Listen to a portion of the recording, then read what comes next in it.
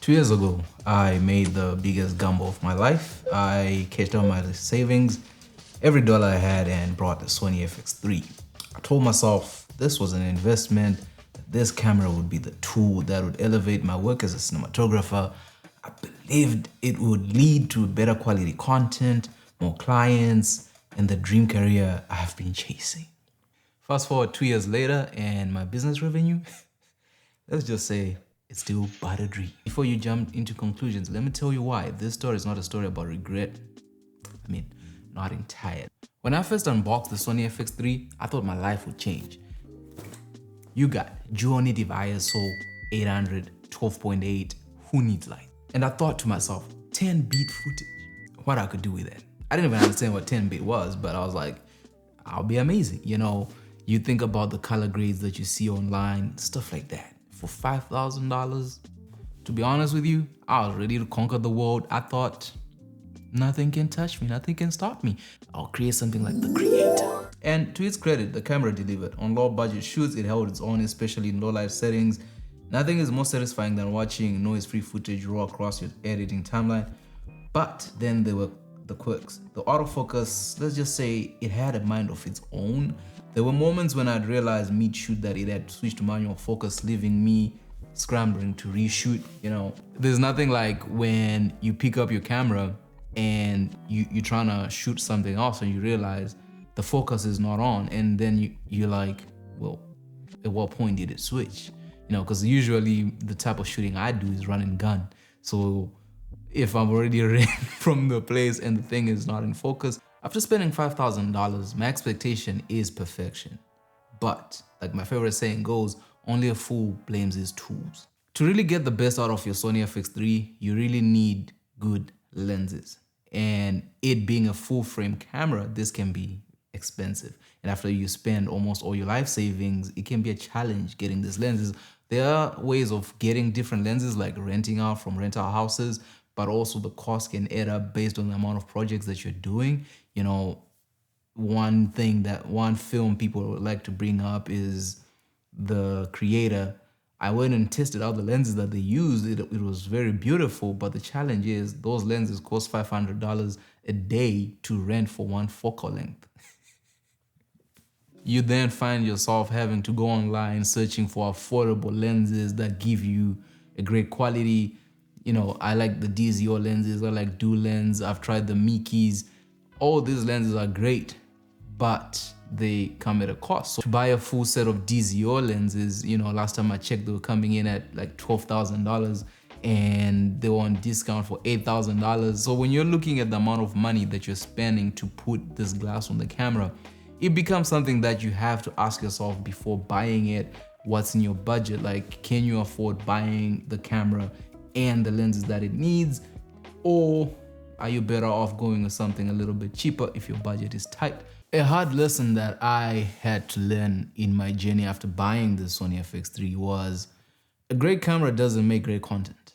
Granted, having the quality when it pops up and it's in 4K and people see it, most clients, they really don't care about how it looks. They are mostly interested in what you're making in terms of the impact. So when people are watching your footage, is it comparable? You know, when at a different level you find when you're working with small brands, they're trying to compete with bigger brands, right? So, but they cannot afford the bigger agencies. So when they're working with you, they're like, how far close is your footage to this, you know? And if that's the type of clients that you're trying to attract, or even if you're trying to make short films, you know, one time we were applying to TIFF, we were applying to VIF, and you just watch the type of short films that are put in those festivals and that they finally play, and you realize you're competing against the Ari Alexas, man. Like, you're competing against these people with these big budgets. So when people are watching your stuff, they understand that you're not at that level, but what they really want to know is,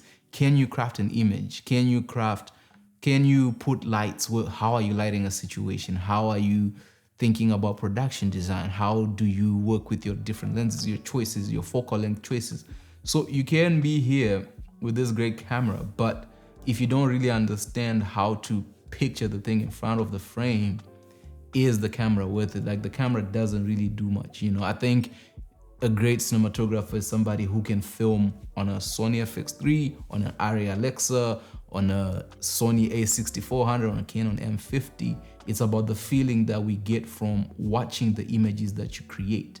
I will not pretend to say that the Sony FX3 is earth-shattering, is the best camera ever. There are cameras like the Arri Alexa. I had the opportunity of using an Alexa Mini LF. The quality we got out of that camera with minimal lighting, I was like, yo, this is ridiculous.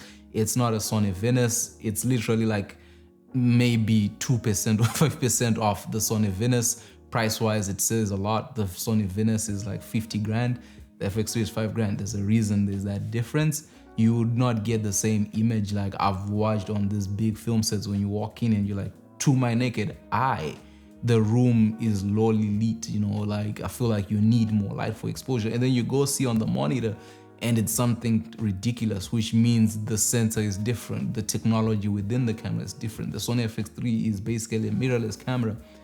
And the price range sounds big for all of us who don't have that type of money, where it's $5,000. You know, I can put it in the range of the Pic6, the Black Magic.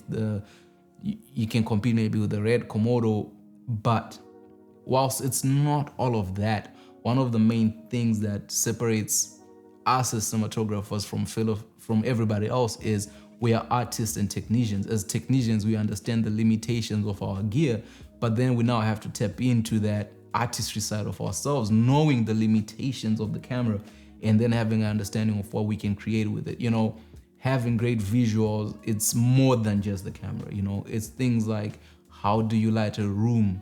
How do you maximize the sensor that the camera has? You know, what are different techniques that you can play with? What are the different tools you can add to the camera? You know, like for example, when I was watching the behind the scenes of the creator and you look at the rig that they had for that camera, I don't know if it's affordable to make, but I know you can't buy that damn lens, man.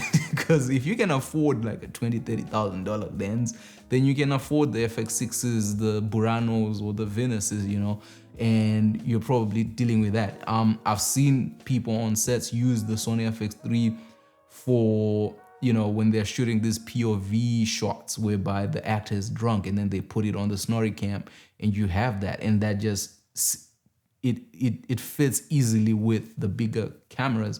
But also doesn't mean that it cannot be used to tell stories. You know, it's limited, but it's not a limitation. So when you're thinking about these things before you make the purchase, it's about what you're gonna be using your camera for. And once you have it, I feel like the goal is to push it to the limit and then see where it is and then use your artistic side to help you do more. Is the camera worth buying today? For me, if I could go back 2 years ago when I took out my final month, the final amount I had in my bank account, would I still buy the Sony FX3 knowing what I know now after owning it? The answer is no. I wouldn't necessarily buy it just because of the amount of things that you need afterwards. So with the budget of you have $5,000 and that's it. What I would invest my money in is probably a camera like the Sony FX30 or the Blackmagic Pocket 6, which comes with the DaVinci Resolve Studio, you know. And why I'll do this is for the change, then I'll use it to buy lenses.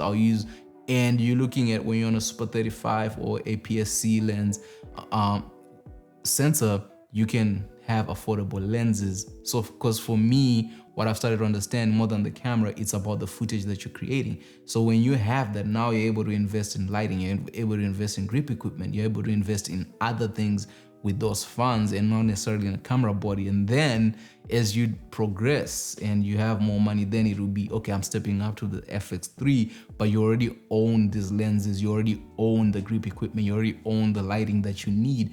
And the camera is just there to help you maybe aid in resolution or whatever the major differences are between a full frame and the APS-C. Other than that, like, if money is not an issue, would I still buy the Sony FX3? The answer is yes, I would. Going into 2025, is the Sony FX3 worth the money? In my opinion, yes. As long as you know what you're gonna be using it for, You know, it's a tool at the end. It's a tool of storytelling, just like a script, like a paper, whatever else you want to use, like a light. It is just a tool. How you use it matters. I know that there are rumors of different camera bodies coming out. Maybe you want to wait until the FX3 Mark II pops up, or another Blackmagic, or an affordable Nikon Red.